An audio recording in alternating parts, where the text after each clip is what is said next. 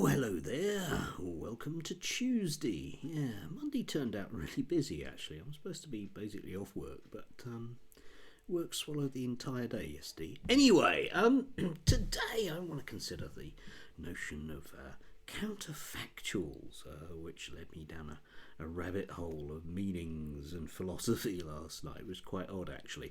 Yesterday the Financial Times had the government being rebuked by the UK Statistics Authority's chief for misleading claims, because apparently at the Treasury they've been claiming that average tax has gone down for the average person.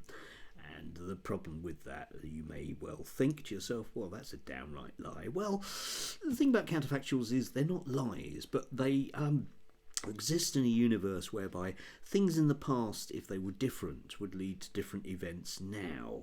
Think about the phrase, if I take an umbrella with me this morning, I wouldn't have got wet. Well, this is true, but you didn't, and you did. That's counterfactualism, if you like, in a very simple nutshell. And what the government had done, of course, was massage the figures, one might say, to make it so that the average person becomes someone very not average, shall we say.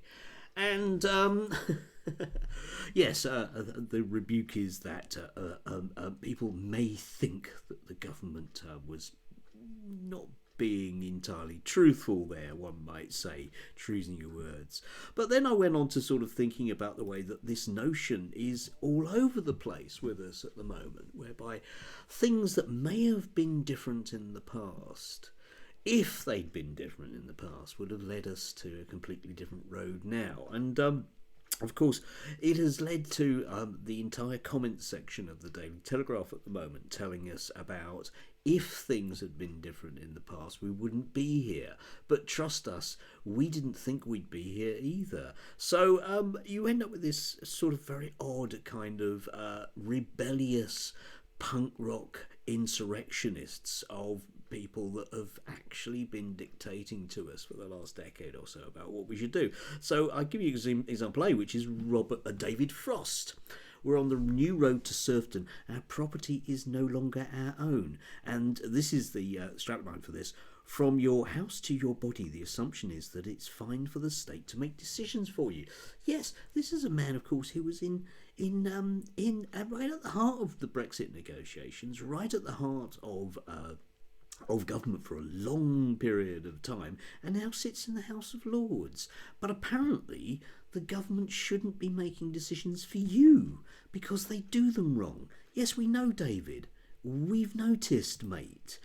We end up with, also with Nick Timothy, who's managed to be such a brilliant strategic thinker that he's decided to go with this election to become a Conservative MP. Good timing, Nick. That works.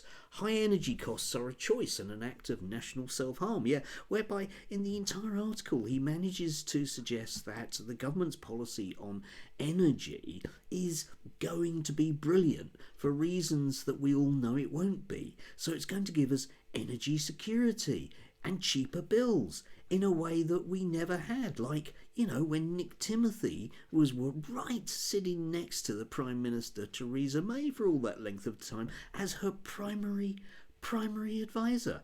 You may recall that. Nick doesn't. And yet here he is telling us about the bright shining future, if only what he'd done in the past had been different, presumably. And the classics of this genre are Alistair Heath, for example. I'll come on to someone else, Fraser Nelson, soon. But for the first time in my life, I'm now convinced that Britain is finished. Yes, apparently all those people that have spent all that time advising the government, like, Liz Truss from Tufton Street, Alistair, suddenly we find ourselves in this position whereby things are really, really bad. And we've been stoking up racism like nobody's business, and we've had an appalling foreign policy for an enormous amount of time, and it's led to some problems on Britain's streets, and I'm really worried about it now. Well, maybe, Alistair, you could have done some more better forward thinking in the past that might have worked, eh? And yes, Fraser Nelson, who both of these examples are from the beginning of the month, but I've been sort of like, they've been mulling around the back of my head about how outrageous they are in real terms. We need a Blair Osborne Act to stop XMP shilling for foreign rulers. Yes, because Fraser Nelson, now who might be in a position to get kicked out of his comfy gigs with no longer having owners of the Telegraph he can rely on and owners of the state that he can rely on, is very worried about MPs cozying up to business and, you know, doing stuff with foreign billionaires. He's just noticed it. He didn't seem to mind a few months ago. Yes, such counterfactual thinking. If only things had been different in the past when we were in charge, they'd be different now. Yes, wouldn't they be? We have noticed. I guess this is why you'll do your best, one way or another, to make sure that the election doesn't happen. Yeah, that way we can be led by you all once again for another year or two to a bright, shining future. Oh dear God. Anyway, do have a lovely Tuesday. It will be dry, and I'm going to try and do things today that don't involve being at work. Do have a good one.